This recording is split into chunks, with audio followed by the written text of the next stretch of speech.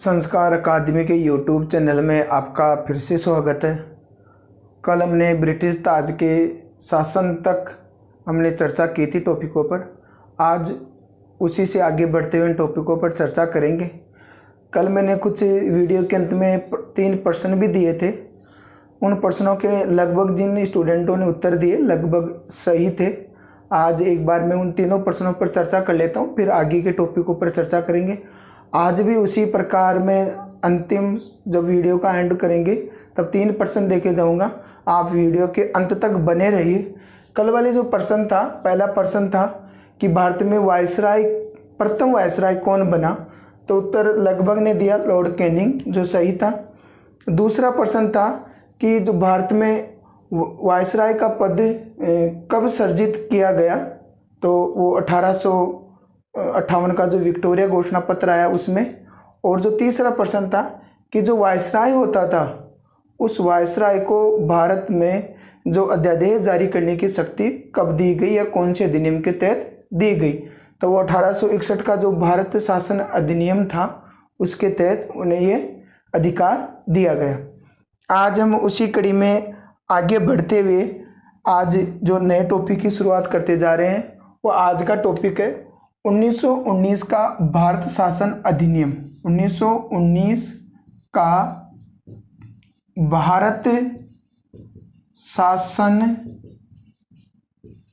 शासन अधिनियम।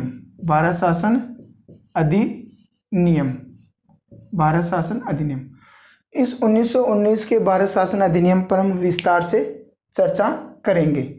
इस 1919 के भारत शासन अधिनियम से बहुत बढ़िया प्रश्न बनते हैं। हर एग्जाम में 2-3 प्रश्न पूछे जाते हैं जिन पर हम चर्चा करेंगे। इस 1919 के भारत शासन अधिनियम को ही मॉन्टेग्यू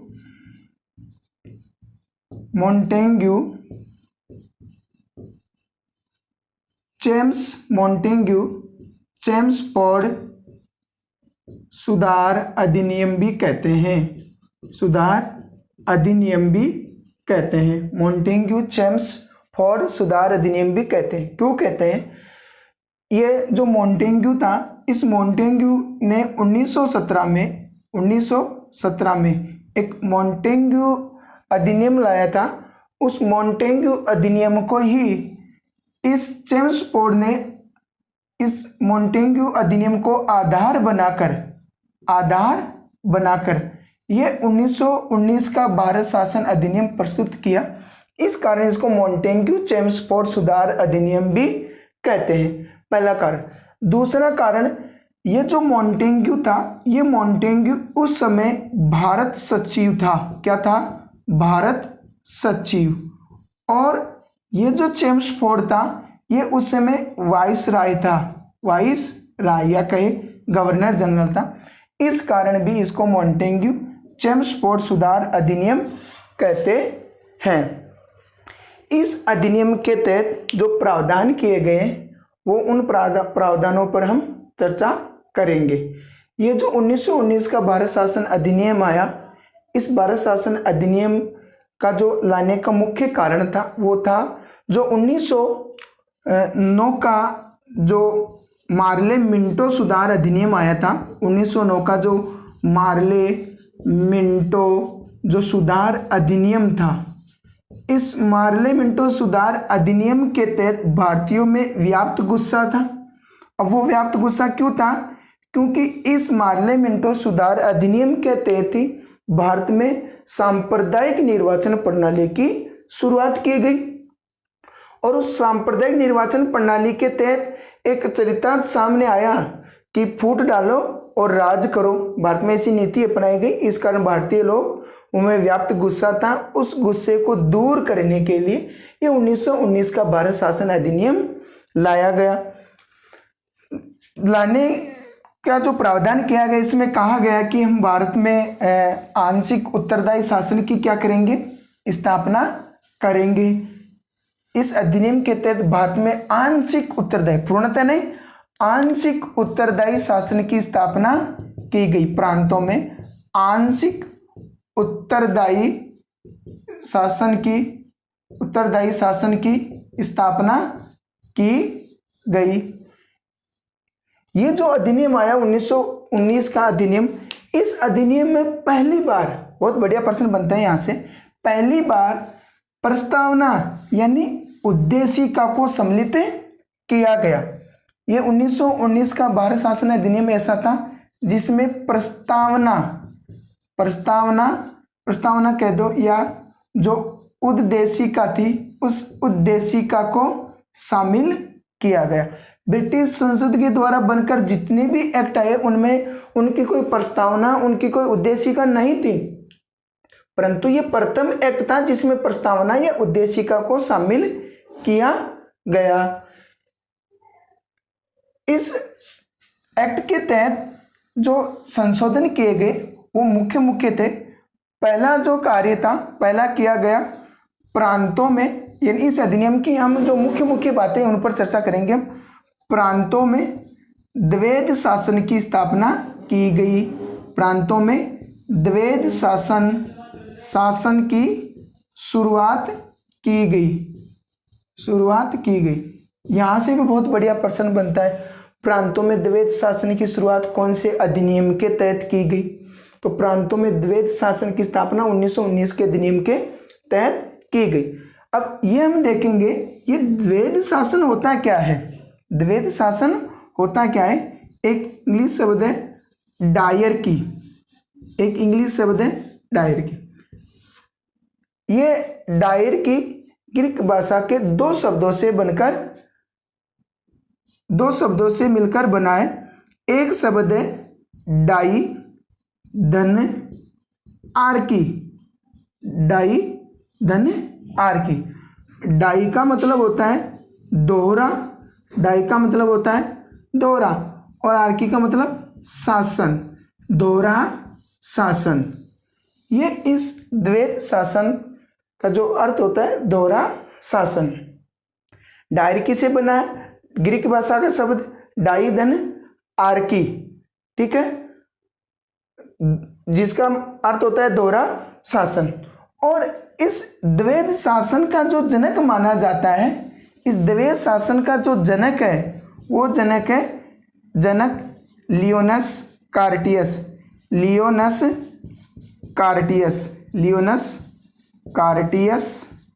ये दोहरे शासन के जनक माने जाते हैं।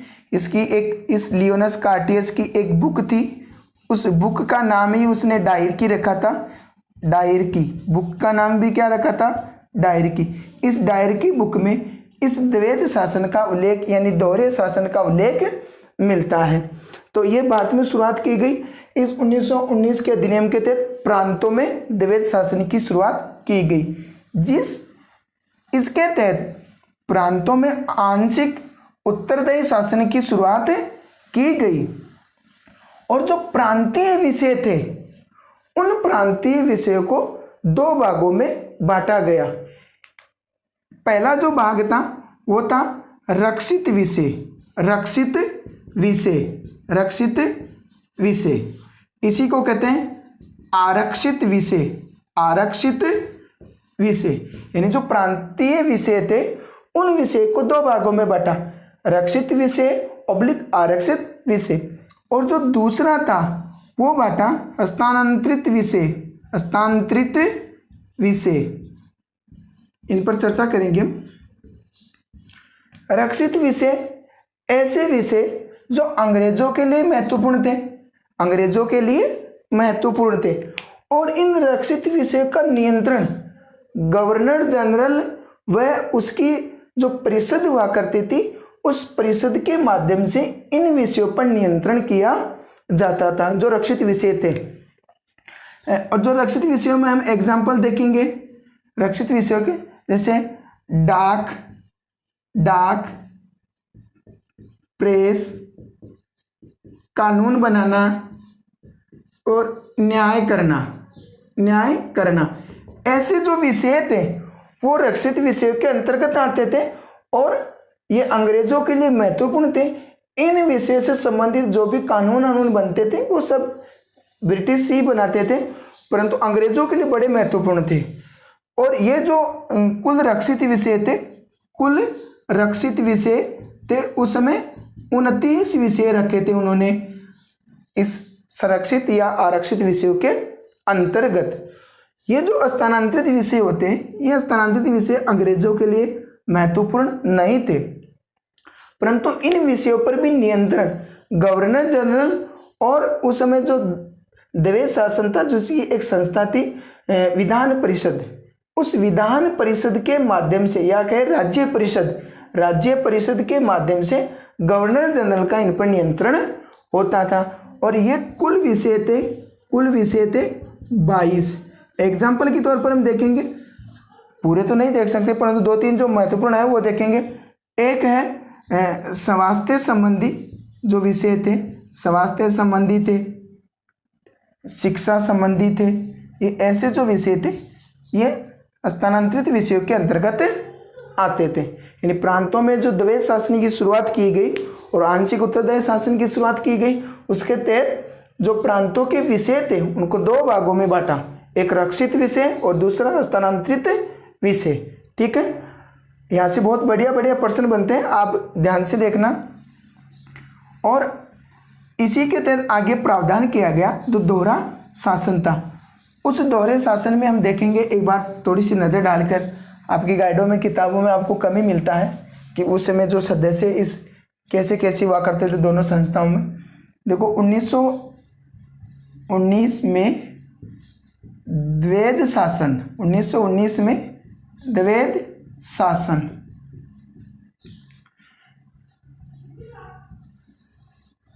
एक संस्था थी विधान परिषद, एक सदन था विधान परिषद, और एक हुआ करते थे राज्य परिषद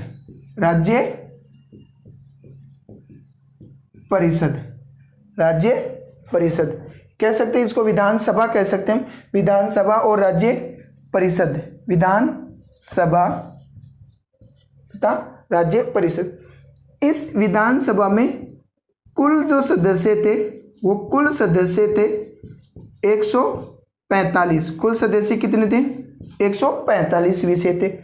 इन 145 विषय जो कुल सदस्य थे 145, इनमें से जो 104 सदस्य थे, ये 104 सदस्य तो निर्वाचित होकर आते थे।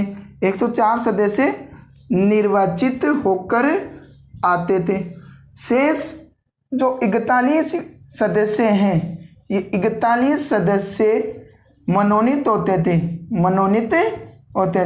अब इनको मनोनीत कौन करता था? इनको मनोनीत गवर्नर जनरल या वायसराय मनोनीत करता था।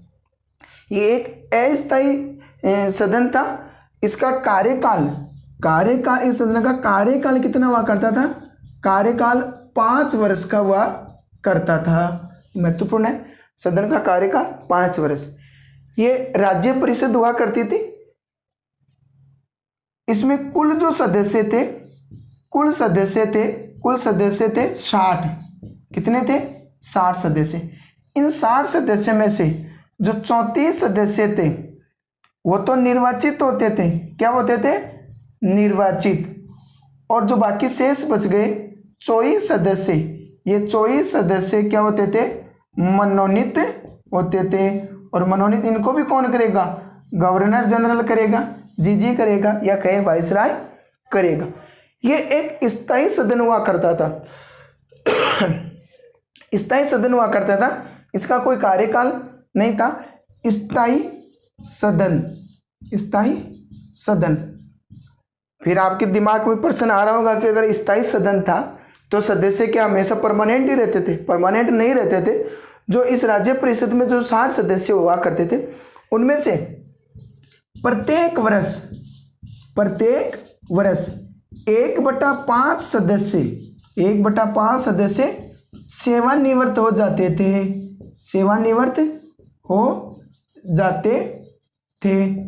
तथा 1/5 सदस्य ही निर्वाचित होते थे। 1/5 सदस्य ही निर्वाचित होते थे। ये उस समय प्रांतों में जो द्वैध शासन प्रणाली थी उसका प्रारूप है, खाका है। यहाँ से बढ़िया प्रश्न बनता है। आप ध्यान से पढ़िए इसको और अपने नोट्स बनाते रहिए, लिखते रहिए। उसके बाद में जो आगे प्रावधान किया गया इस 1919 के अधिनियम के तहत ही जो प्रावधान था वो था जो राज्य थे उन राज्यों में जो कार्य विभाजन होता था राज्य और केंद्र यानी उस समय प्रांत, आज स्टेट बोलते हैं, राज्य बोलते हैं, प्रांत और जो केंद्र हुआ करते थे उन केंद्रों में कार्य विभाजन के लिए जो व्यवस्था की गई वो क्या व्यवस्था थी? दूसरा कार्य विभाजन। और इस कार्य विभाजन के लिए जो प्रांत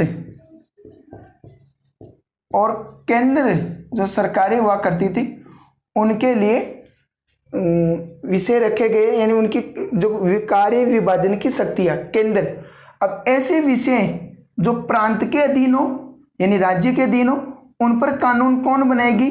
उन पर कानून वहाँ की जो प्रांत सरकार है वो प्रांत सरकार बनाएगी।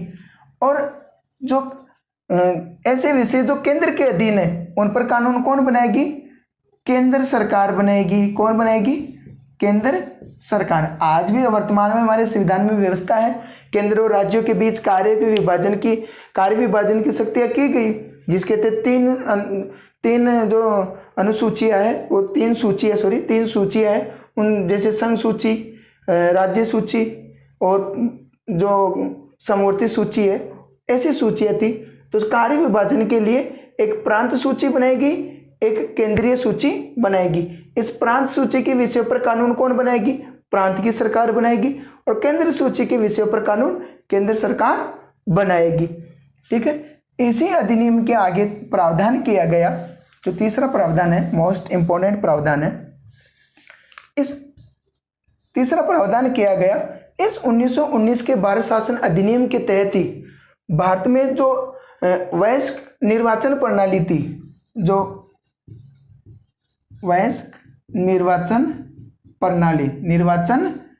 प्रणाली अपनाई गई। और जो भारतीय लोगों को जो मताधिकार दिए गए थे उन मताधिकारों में क्या की गई? वृद्धि की गई। और इसी के साथ महिलाओं को, भारत में महिलाओं को पहली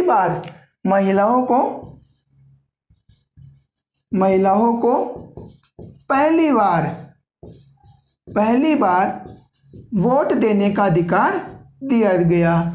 पूछा जाता है भारत में महिलाओं को पहली बार वोट देने का अधिकार कब दिया गया? 1919 के भारत शासन अधिनियम के तहत, या कह सकते हैं जो मॉन्टेग्यू चेम्सफोर्ड सुधार अधिनियम था उसके तहत महिलाओं को पहली बार वोट देने का अधिकार दिया गया। और जो वयस्क जो निर्वाचन प्रणाली थी उसमें उनके अधिकारों में वृद्धि की गई। उसके बाद में जो प्रावधान किया गया इसी अधिनियम के तहत, अगला जो प्रावधान है वह है जो सांप्रदायिक निर्वाचन प्रणाली थी, सांप्रदायिक निर्वाचन प्रणाली। इस सांप्रदायिक निर्वाचन प्रणाली में वृद्धि की गई। सांप्रदायिक निर्वाचन प्रणाली आपने देखा था 1909 के जो मार्ले मिंटो सुधार अधिनियम था उसमें सांप्रदायिक निर्वाचन प्रणाली की शुरुआत की गई। और सांप्रदायिक निर्वाचन प्रणाली की शुरुआत कर मुसलमानों के लिए अलग निर्वाचन क्षेत्र नियुक्त बनाए गए। अब इस 1919 के अधिनियम के तहत सांप्रदायिक निर्वाचन प्रणाली में विस्तार कर दिया गया, वृद्धि कर दी गई, जिसके तहत मुसलमानों के साथ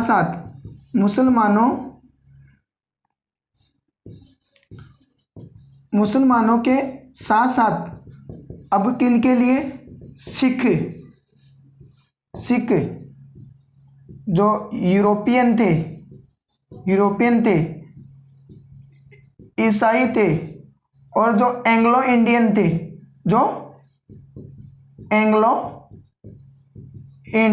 यानी आंग्ल भारतीय, इनको भी इस सांप्रदायिक निर्वाचन प्रणाली में शामिल किया गया। बहुत बार प्रश्न पूछा जाता है कौन से अधिनियम के तहत ईसाइयों को सांप्रदायिक निर्वाचन प्रणाली में शामिल किया गया? 1919 के भारत शासन अधिनियम के तहत। ये बहुत बार बढ़िया प्रश्न पूछे जाते हैं।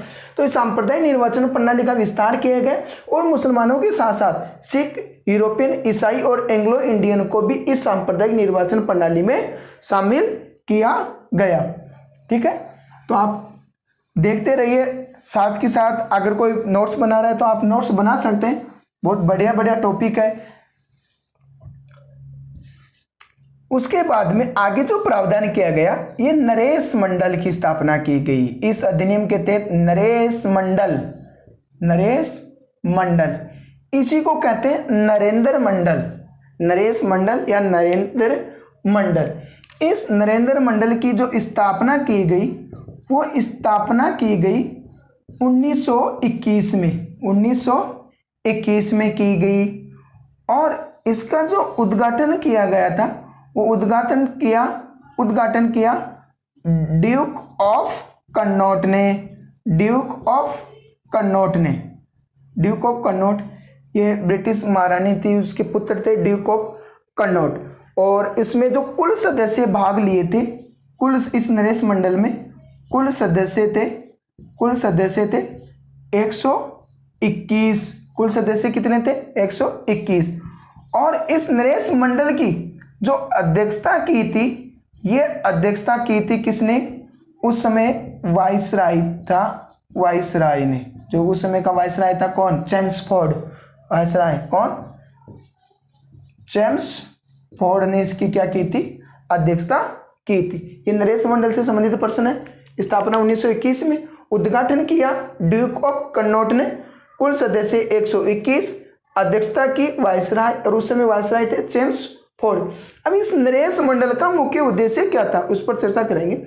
इस नरेश मंडल का मुख्य उद्देश्य था गठन करने का, जिस समय जो ब्रिटिश शासन था और ब्रिटिश शासन के तहत जो देशी रियासतें उनके अधीन थी, उन राजा महाराजाओं को एक ऐसा मंच उपलब्ध करवाना इस नरेश मंडल के माध्यम से, कि वो अपनी आशाओं और आकांक्षाओं को उन ब्रिटिश शासन के तहत उनके सामने रख सके। ये इस नरेश मंडल का मुख्य उद्देश्य हुआ करता था। आगे इसी अधिनियम के तहत जो प्रावधान किया गया, वो प्रावधान किया गया कि भारत में यहाँ पर एक यूपीएससी संघ लोक सेवा आयोग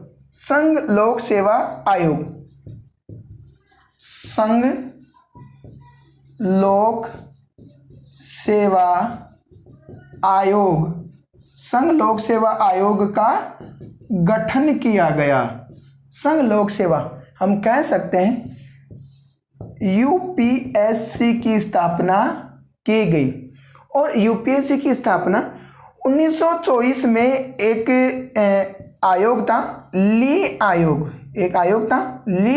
आयोग।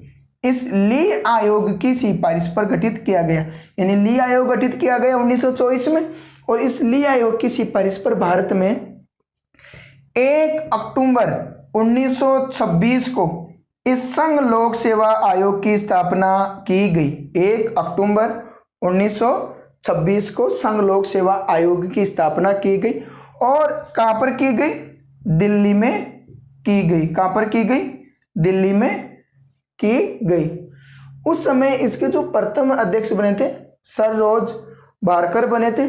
आज वर्तमान में इस संघ लोक सेवा आयोग के जो अध्यक्ष है अरविंद सक्सेना है। तो याद रखना, यूपीएससी की स्थापना 1 अक्टूबर 1926 दिल्ली में की गई। किसकी सिफारिश पर? ली आयोग की सिफारिश पर। इसके प्रथम जो अध्यक्ष थे सर रॉज बारकर थे, और जो वर्तमान है अरविंद सक्सेना। इसी अधिनियम के तहत आगे जो प्रावधान किए गए, वो प्रावधान है कि इस अधिनियम के तहत जो नियंत्रक एवं महालेखा परीक्षक का पद हुआ करता था, नियंत्रक एवं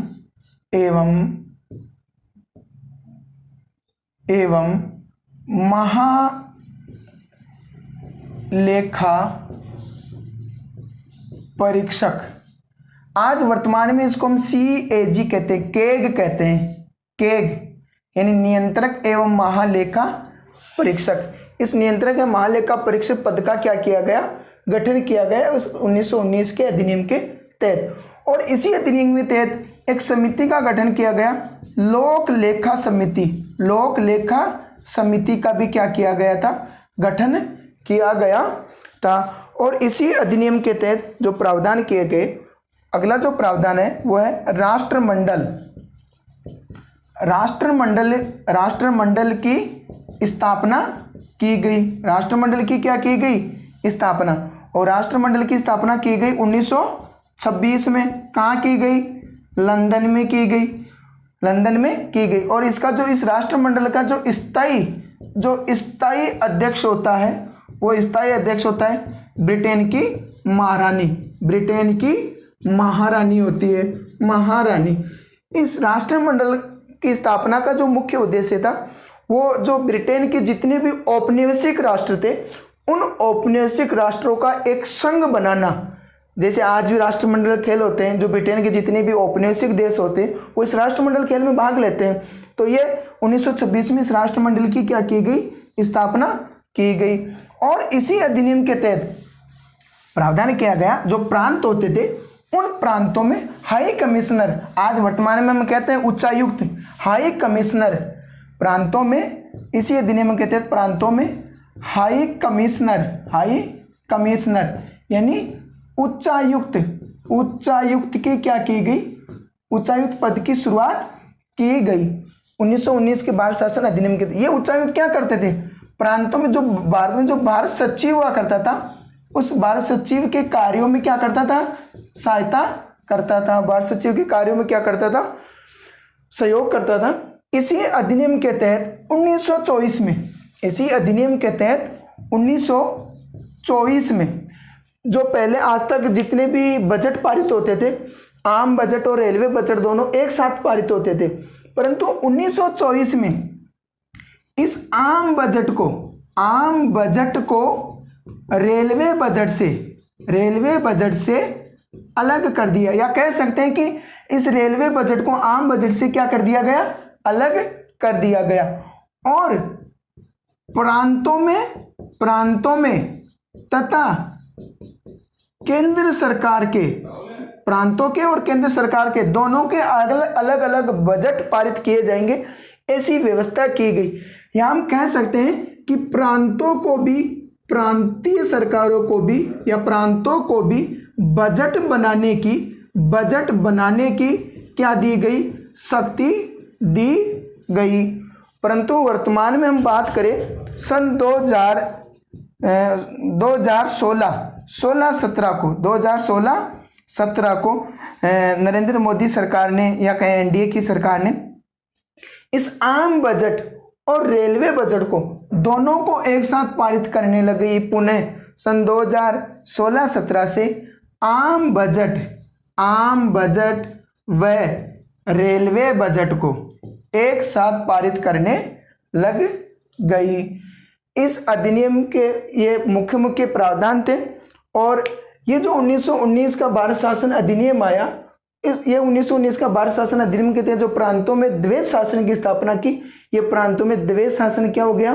फेल हो गया। और जो सुभाष चंद्र बोस थे, सुभाष चंद्र बोस ने इस एक्ट के तहत के बारे में कथन कहा था कि ये बेड़ियों से जकड़ा हुआ एक एक्ट है, यानी भारतीय लोगों को ये जकड़े हुए हैं।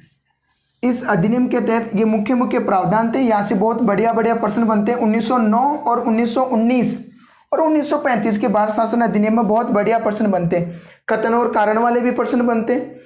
प्रश्न देते हैं निम्नलिखित कथनों में से सही कथन को छांटिए। कूट वाले भी प्रश्न बनते हैं, मिलान वाले भी प्रश्न बनते हैं। तो 1919 का जो भारत शासन अधिनियम था, इसको मॉन्टेग्यू चेम्सफोर्ड, और जो 1909 वाला था, इसको मार्ले मिंटो सुधार अधिनियम के नाम से जाना जाता है। यहाँ से बहुत बार प्रश्न पूछा गया है, तो आप एक बार इनको अंतर समझे। ये मार्ले मिंटो 1909 वाला, ये 1919 वाला मॉन्टेग्यू चेम्सफोर्ड। नाम बड़ा है, सन भी बड़ी है, नाम छोटा है, सन भी छोटी है। इस तरीके से आप जैसे तैसे एडजस्ट करें, आप याद कर सकते। उसके बाद में जो प्रांतों में द्वैत शासन प्रणाली फेल हो गई, इस द्वैत शासन प्रणाली की जांच हेतु एक आयोग आया इंग्लैंड से। उस आयोग का नाम था साइमन कमीशन। तो हम एक बार चर्चा कर लेंगे 1927 का साइमन कमीशन। 1927 का साइमन कमीशन लाने का मुख्य उद्देश्य जो प्रांतों में द्वैध शासन प्रणाली फेल हो गई थी, उस प्रणाली की जांच हेतु लाया गया था। ये इस साइमन कमीशन का जो गठन किया गया, ये किया गया 1927 में। ये भारत आया 3 फरवरी 1928 को, 3 फरवरी 1928 को भारत आया। इसमें कुल, इस साइमन कमीशन में कुल 7 सदस्य थे। कितने सदस्य थे? 7। और ये जो साइमन कमीशन आया था, ये Simon commission sir John Simon के नेतृत्व में भारत आया था। कभी प्रश्न पूछा जाता है, साइमन कमीशन किसके नेतृत्व में? सर जॉन साइमन के नेतृत्व में भारत आया। कुल सदस्य कितने थे? 7। भारत कब आया? 3 फरवरी 1928 को। गठन कब किया गया? 1927 में। और इसमें जो 7 के 7 सदस्य थे, ये 7 के 7 सदस्य अंग्रेज थे या ब्रिटिश संसद के सदस्य थे। इस कारण इसको व्हाइट मैन कमीशन, सारे के 7 के 7 सदस्य अंग्रेज होने के कारण इसको व्हाइट मैन कमीशन के नाम से भी जानते हैं, और सारे के सारे सदस्य ब्रिटिश संसद के होने के कारण इसको सांसद आयोग के नाम से भी जाना जाता है। सांसद आयोग के नाम से भी जाना जाता है। सारे सदस्य ब्रिटिश होने के कारण इस अधिनियम का भारत में, या कहे इस कमीशन का भारत में विरोध हो रहा था। और जो मद्रास अधिवेशन हुआ था कांग्रेस ने तो पूर्णतः इसका बहिष्कार किया था कि एक भी भारतीय नहीं है। पूर्णतः जांच कैसे होगी कि सारे के सारे अंग्रेज सदस्य हैं? तो भेदभाव का आरोप लगाते हुए भारतीय लोगों ने इस कमीशन का विरोध किया।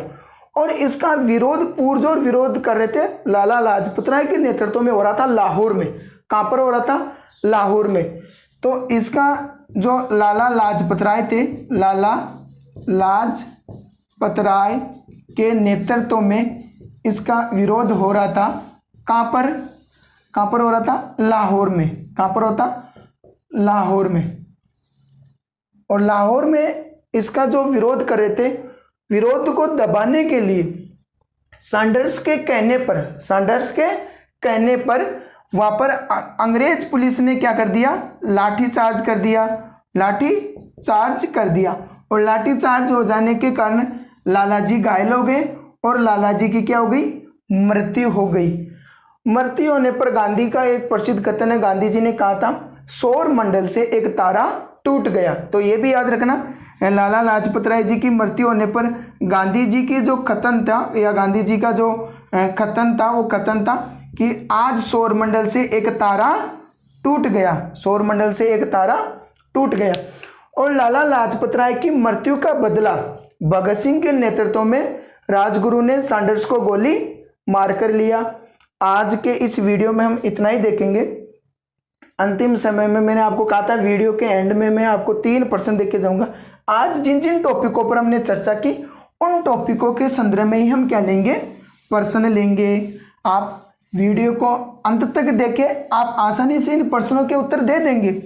आज 2 या 3 प्रश्न लेंगे। पहला प्रश्न है भारत में यूपीएससी की स्थापना कब की गई? सन बतानी है और कहाँ की गई, ये भी आप इसी में ऐड कर लेना। दूसरा प्रश्न है साइमन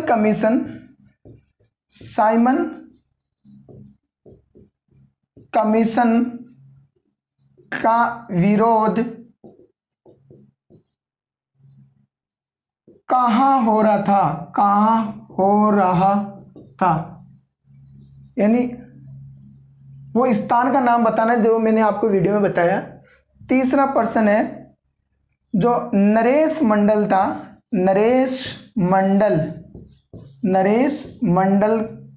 की स्थापना कब हुई? बहुत सरल प्रश्न है, आप इनका उत्तर देंगे। आज की वीडियो में इतना ही लेंगे। तब तक के लिए धन्यवाद।